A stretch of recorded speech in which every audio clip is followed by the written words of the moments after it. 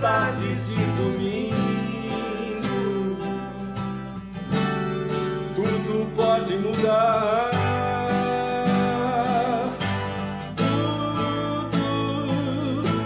Tudo mudar.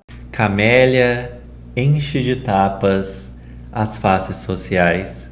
Slap, par, gritos marcam rostos funcionais. Nos desgostos espalham esgotos, governos de baratas, ligando play com um controle. Matam as matas, viciados no poder, sem consolo no console. A defesa é ataque em maestria, expressa da móvel cela de tsunamis. Em pintura, desenho, poesia, a arte é Isabela Duranes. Este é o podcast Poesia para Sentir. Eu sou o Rafael Belo e hoje o episódio, como vocês podem ver, é Isabela Duranes. Nosso podcast é do grupo O Estado MS, fica no seu streaming, o Estado Play, e também é encontrado em todas as plataformas relacionadas ao grupo O Estado. Isa, o que é poesia para você? Eu acho que a poesia para mim é o sentimento, né?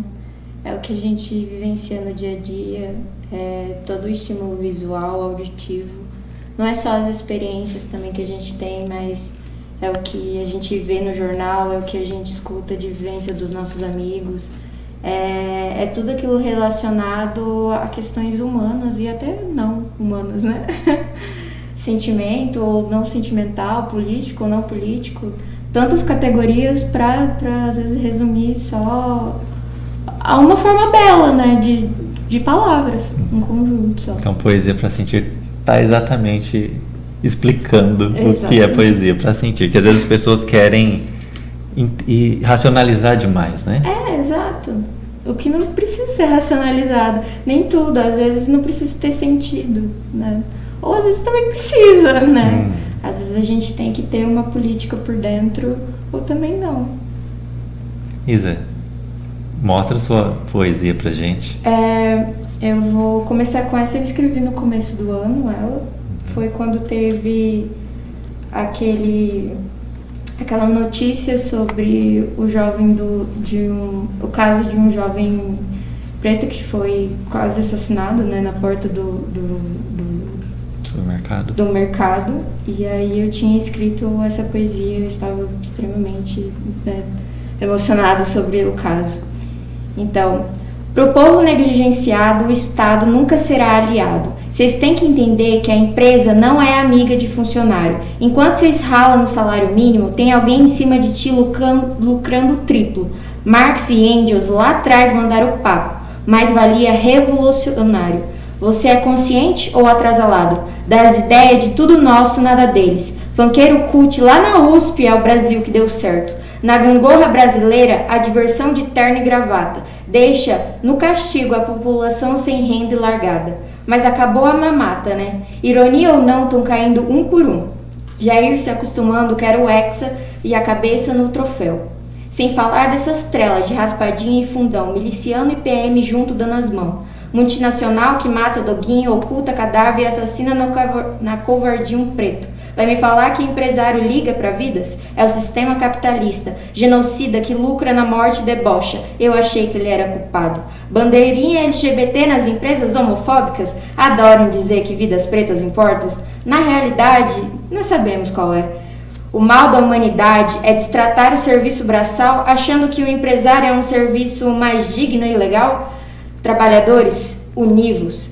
Derrubar o sistema e catar o que é nosso por direito vai muito além da ideologia. Estamos falando de vidas. Os meios de produção têm que estar na mão de quem sempre mais precisou e o Estado disse não. O povo negligenciado agora vai ter o legado. Muito bom, Isa.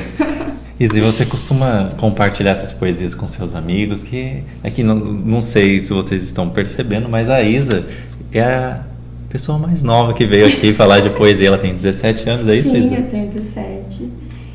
Sim, normalmente eu costumo com alguns amigos. Inclusive, eu só entrei no slam por causa de uma amiga minha que apresentou. Porque ela disse, Isabela, as suas poesias, elas precisam ser ouvidas, você tem que entrar. E aí eu fiquei assim, meu Deus, as pessoas querem me ouvir. E então eu sempre compartilho. Aí eu falo, amiga, eu escrevi um texto novo, você pode ler pra mim? E aí ela lê e fala, nossa amiga, ficou incrível, vê só esse lado aqui, eu acho que esse lado não ficou meio redundante, fala tal disso. E é a mesma coisa, às vezes chega em mim e fala, amiga, escrevi um texto, e começa, é esse ciclo, né? E é incrível você pensar que, tipo, os jovens nunca foram alienados, né? A gente se ajuda e tem uma rede de poesia, assim. E era isso que eu ia perguntar pra você, né? Que as pessoas têm uma visão preconceituosa da juventude, Total. principalmente atual, né? Sim, as pessoas acham que a gente que somos preguiçosos ou que, enfim, não é verdade. Na verdade, a gente é bombardeado por informações, né? Então isso causa no nosso cérebro, é muito difícil realmente desenvolver, mas isso não quer dizer que somos alienados ou que não podemos fazer as coisas. É totalmente diferente. Enquanto gerações passadas viviam coisas, a gente discute isso na escola, sabe? Por exemplo, já aconteceu situações de eu sempre falar as coisas na escola com as minhas amigas, falar a questão de machismo, homofobia, essas coisas, e chegar no almoço de família eu ficar assim, ter que falar coisas supérfluas, porque tipo, não é a minha área de conforto, não são as pessoas, não estão acostumadas, sabe? E é muito diferente. É o que a gente estava falando antes, né, Isa? O pessoal não tem medo de ouvir as coisas reais, né? Então ficam criando personagens. Na verdade, eu acho que não é nem de ouvir as coisas reais, é ouvir da boca de uma pessoa mais nova. Porque ninguém tá pronto para ser confrontado por uma pessoa mais nova. Porque sempre vai ser, fica quieto, você não sabe do que você tá falando. Só que eu sei do que eu tô falando. Eu tenho base para falar nisso. E você não pode falar o que você tá falando. Sabe? Me escuta, entende? E é isso que eu percebo, entende? As pessoas mais velhas, elas também têm que aprender a respeitar as pessoas mais novas. Como a gente também respeita eles. E é sobre isso. E você tem uma história de exclusão um pouco maior devido ao que você descobriu recentemente. Exato. A questão do TDAH, né? Que eu tive um diagnóstico bem recente, não faz nem um mês, né? Basicamente. Então, é muito complicado pra mim agora ainda assemelhar todas as situações, porque antes eu achava que era só coisa na minha cabeça. É muito comum eu estou fazendo uma situação e olhando pro nada, ou não prestando atenção no que fulano tá dizendo, ou escrevendo um texto e não conseguir pensar, mas conseguir falar. Por exemplo, professora, me pergunta, eu falo pra senhora, mas não me pede pra escrever, ou sendo que eu escrevo bem. Enfim, são situações que a gente vai passando no dia a dia e a gente não assimila que pode ser algo mais, né? E agora que eu sei que é algo mais, eu fico toda hora me policiando, fico, é nesse ponto que eu preciso trabalhar, é nesse ponto que eu preciso melhorar. E percebendo, né, que essas falhas, né, que esses não são falhas, né, são coisas diferentes. Tem como evoluir. São também. aprendizagens diferentes, são aprendizagens E você está descobrindo... Que eu tô descobrindo, exatamente. Só que eu queria aquilo que eu tinha dito, eu queria ter descoberto antes.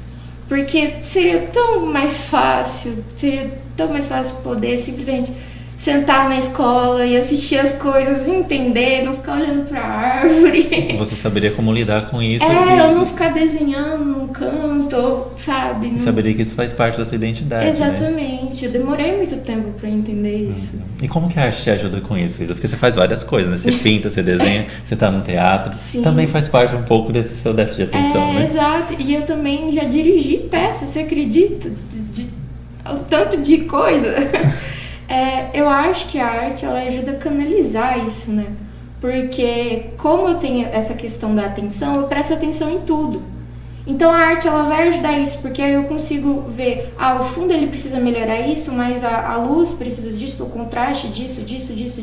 Então na minha cabeça eu já construo um mundo certinho e eu consigo fazer. Em determinadas situações do cotidiano, isso é levado como loucura. Para de pensar demais, você tá paranoica. Sendo que na arte é abraçado isso. Tipo, nossa, que bom trabalho, você pensou em tudo.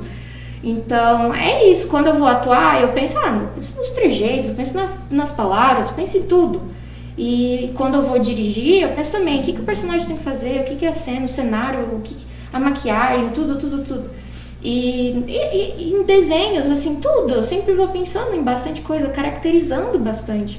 Porque ajuda, sabe? E eu imagino que tenha sido mais difícil para você esse período de pandemia e isolamento devido ao seu déficit de atenção.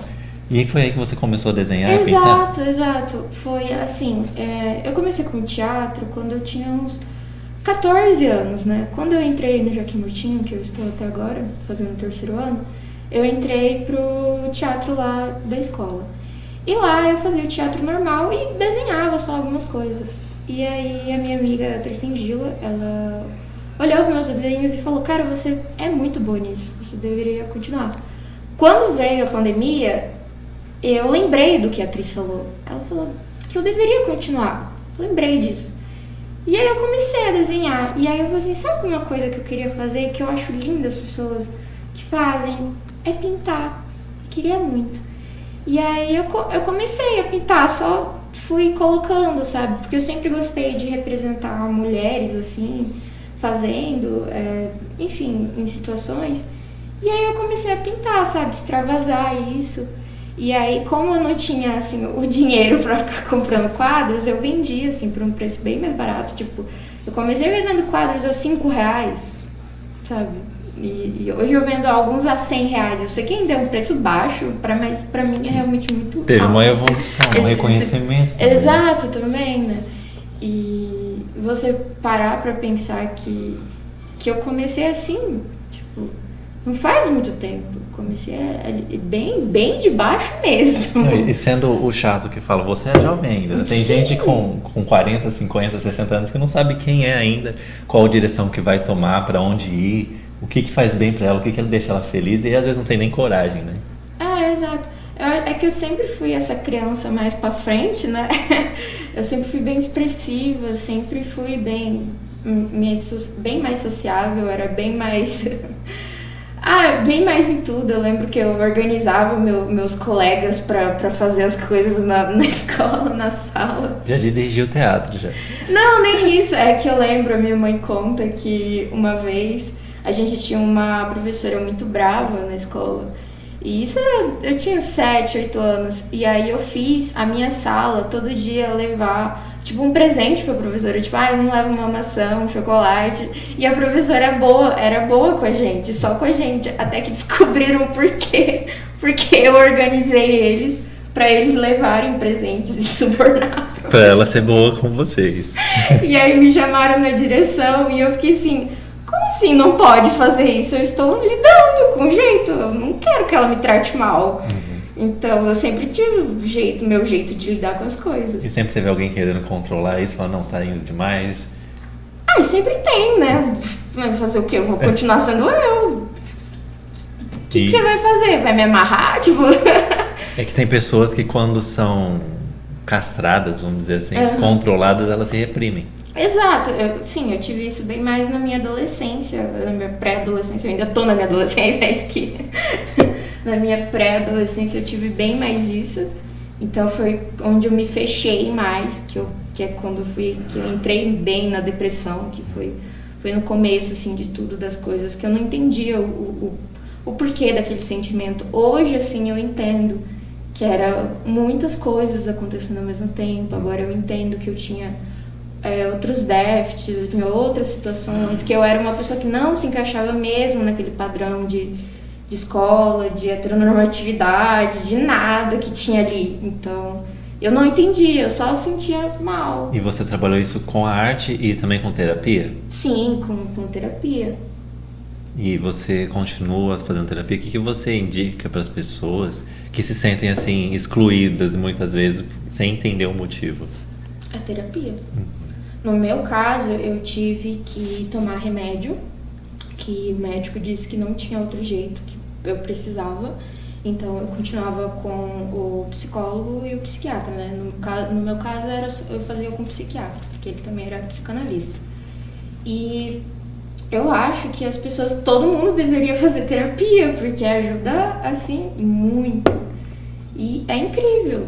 É incrível, às vezes você para pensar em situações que você não está acostumado a pensar sobre isso, algumas validações que você precisa e que não são necessárias, né?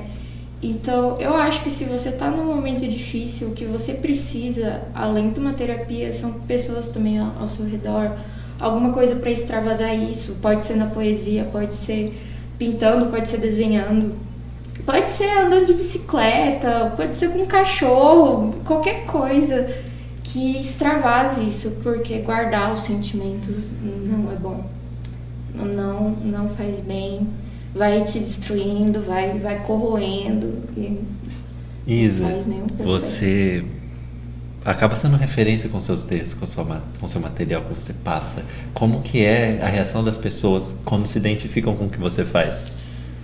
Então, assim, eu fico meio chocada às vezes, porque eu sempre fico pensando, como assim a pessoa se identifica comigo? Mas é muito bonito de ver, sabe? Eu fico Você se emociona também. Sim, total. Eu lembro que o meu boom, assim, que apareceu foi quando eu fiz uma poesia e gravaram que eu expunha um professor que me assediou na sala de aula. Eu apontava o dedo na cara dele, dentro da sala de aula. E bombou esse vídeo. Foi no primeiro ano, eu tinha 15 anos.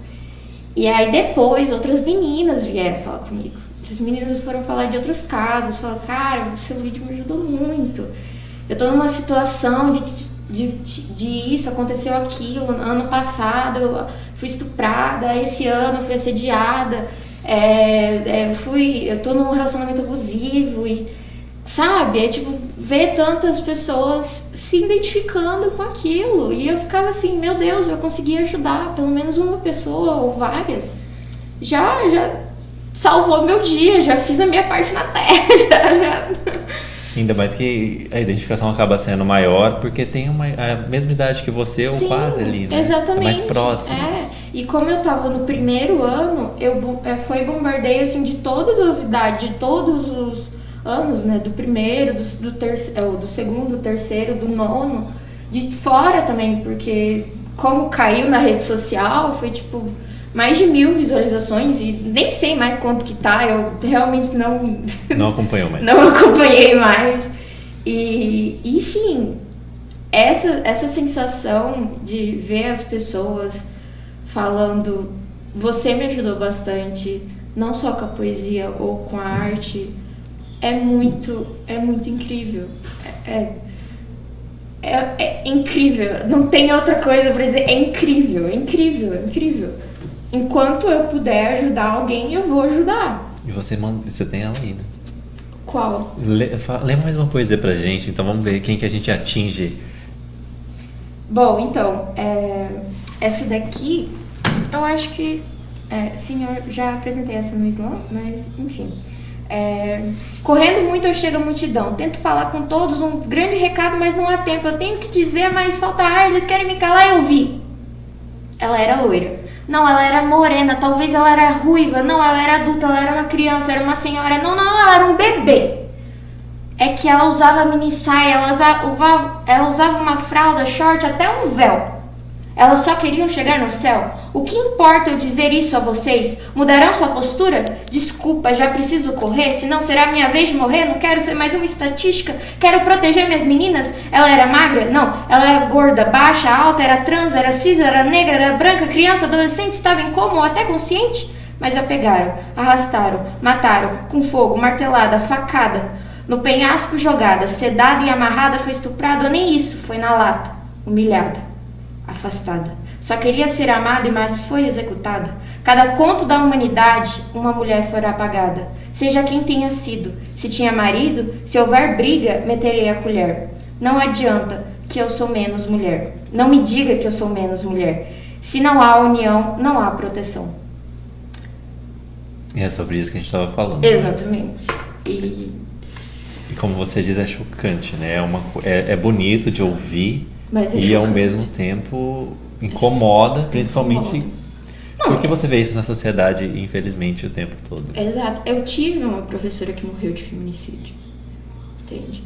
Quando você vê, é pior. Quando você lida com esse sentimento. Óbvio, eu vou começar a chorar, porque até hoje isso vai fazer o quê? Uns 5 anos eu nunca vou superar. É você tá ali um dia na aula e outro dia você vê o noticiário e sua professora morreu. Só porque era mulher. Só porque era mulher. Sabe? É um caso horrível. É você perceber dentro da sua escola. Eu tava no teatro esses dias e a menina disse: ah, não, é que eu tô usando roupa larga que tem um cara que fica toda vez me assediando dentro do ônibus. Tipo, é muito corriqueiro, sabe? É do dia a dia. Sabe? É normal. Isso é horrível dizer, mas é normal. E as pessoas, agora a gente fala sobre isso, mas continua sendo normal. E eu parei ultimamente de escrever um pouco. Eu acho que depois daquele caso da Mari Ferrer, depois daquele caso daquela criança indígena que foi estuprada e jogada de um penhasco, depois daquele caso Raíssa, eu acho que ela chamava Raíssa. Depois do caso da mulher, né? Mulher travesti que foi queimada. Tipo, por que eu vou continuar escrevendo? Por que eu vou continuar falando sobre essas situações se acontece cada vez mais? Seria só isso, sua escrita, né? Infelizmente, Então, a minha seria focada escrita... só nisso. Então, eu posso até falar sobre outras coisas, mas é que me dói às vezes, né? Me dói ter que falar de outras coisas que não seja isso. Porque é o que eu vejo, é o que eu sinto, é o que dói. Que pega lá no fundo, né? Então... Eu estava ouvindo a subsecretária Zambuja recentemente e também o presidente da CP. E ela levantou a questão que isso é muito subnotificado, que é um caso a cada 10 que acaba sendo notificado justamente Sim. pelo medo, né? Pelo medo. Se você for ver, a maioria das vezes quando a vítima ela tem a coragem de ir denunciar, ela é morta pelo agressor. Ou desacreditada. Ou desacreditada. Foi por isso que quando meu professor me assediou, eu nem tentei na coordenação. Eu xinguei ele e saí da sala. Porque eu fiquei puta, não tinha ninguém pra ver, porque eu era a última da sala, só tinha eu. Não, eu fui a última da sala, não tinha ali ninguém pra comprovar que aquilo era verdade. Não tinha ninguém pra falar, eu acredito na Isabela. Era só a minha palavra contra de um professor. Eu tinha certeza que ninguém ia acreditar em mim. Entende? Então, a minha defesa foi fazer aquela poesia porque eu sabia que se eu apontasse o dedo na cara dele, ele saberia. Porque ele ia sentir aquilo. Ele ia sentir aquilo e ele saberia que a próxima vez que ele tentasse fazer aquilo com uma aluna, ele ia lembrar. Ele ia lembrar daquelas palavras. Ele ia lembrar do ódio que eu joguei na cara dele. Ele ia lembrar de tudo. Mas o ideal seria a punição, né? Não, mas ele foi punido depois, porque além disso ele também assediou professores. Aí, de qualquer jeito, ele saiu de lá. Então, ele foi punido, né? Só que não necessariamente por mim, mas foi por outras mulheres. E é aquilo, né? Nem sempre a gente, às vezes, tem a coragem de falar. Porque não tem. Eu não sou uma pessoa totalmente corajosa. Sou corajosa só nos textos e na pintura, na arte. Porque nem sempre a gente é corajosa, nem sempre a gente tem essa coragem. A gente não é uma coisa só, né? Exatamente. É exatamente isso. Isa, fala dos seus arrobas, como as pessoas encontram essa sua coragem também que você dá pra elas, mesmo não sendo o tempo todo corajosa. Então, no Instagram tem o @arteduranes, que é só pra minha arte, que é mais voltada para as pinturas em si, né? Então, vai ter algumas poesias, vai ter, acho que uma poesia assim mais antiga, e tem o @isaduranes, que é a minha pessoal, mas também tem algumas artes que eu faço que eu coloco lá junto. Aí tem o Facebook, que é o Isabela Nogueira, mas toda vez que eu sempre vou fazer arte, eu uso o Duranes ou Arte Duranes, eu sempre assino assim com o Duranes. Que eu não sei dar destaque, eu sempre gostei do Duranes, que é diferente. É bonito, né? É bonito. Então, me procurem por lá. E tem o TikTok também, eu estou sumida por lá, porque eu não sei mais fazer TikTok, infelizmente não sou muito boa no TikTok. Mas é Arte Duranes também. E eu estou por lá. E com certeza, como que as pessoas vão como vai chegar a sua arte para o resto do mundo, assim? Como você vai fazer essa convergência? Quando você vai fazer essa convergência do teatro, da poesia? É uma boa pergunta, eu também não sei. Mas você tem essa pretensão? Eu tenho. Eu queria fazer alguma coisa mais voltada para ajudar crianças, na verdade. Eu não acho que, assim, a minha arte precisa ser vista pelo mundo. Eu acho que ela tem que ser vista pelas pessoas certas. Porque nem todo mundo do mundo precisa ver isso, sabe? É as pessoas certas. Então eu queria muito algum dia poder fazer algum trabalho com crianças ou com adolescentes, ou enfim, trazer o que o teatro ele traz para ajudar, né? Porque, nossa, ele é libertador, sabe? O desenhar, o escrever, tudo isso. E, enfim, poder ajudar mais as pessoas. Eu acho que essa seria a intervenção, né? É o trabalho de base, não tem como fazer um trabalho lindo se não tiver uma base bem feita. É o que você disse antes, né? Atingindo uma pessoa já... Atingindo uma pessoa, mudando uma pessoa, o pensamento de uma pessoa já é ótimo.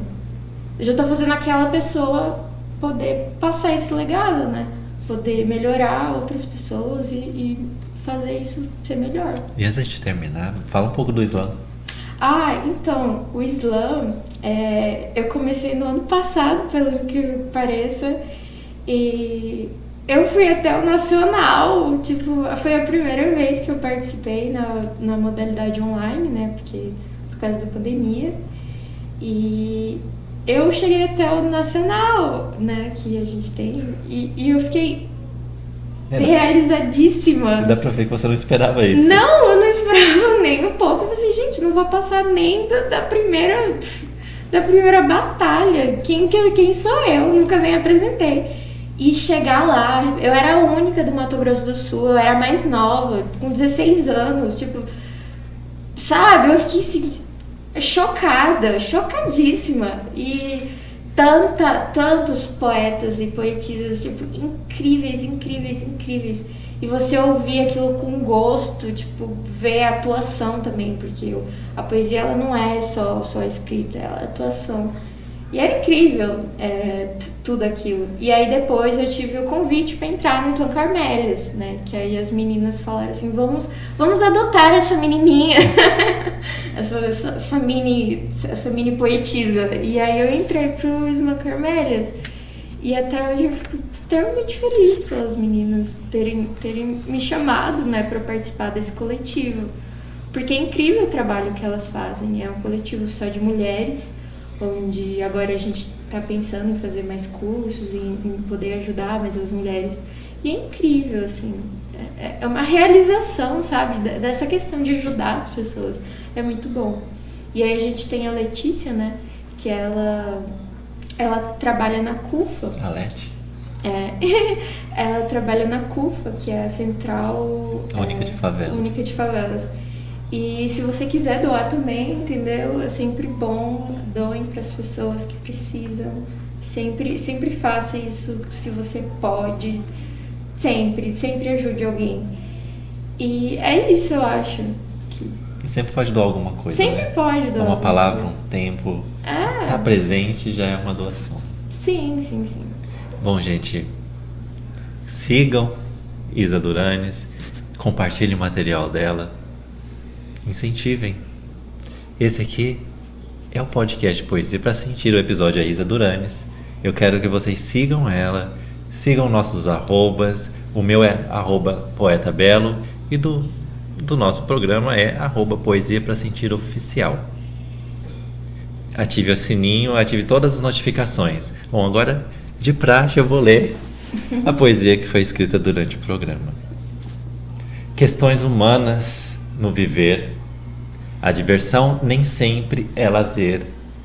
No engolir das palavras que nos engolem, no distrato, tato, suspeito, no qual o respeito é luz do aprender.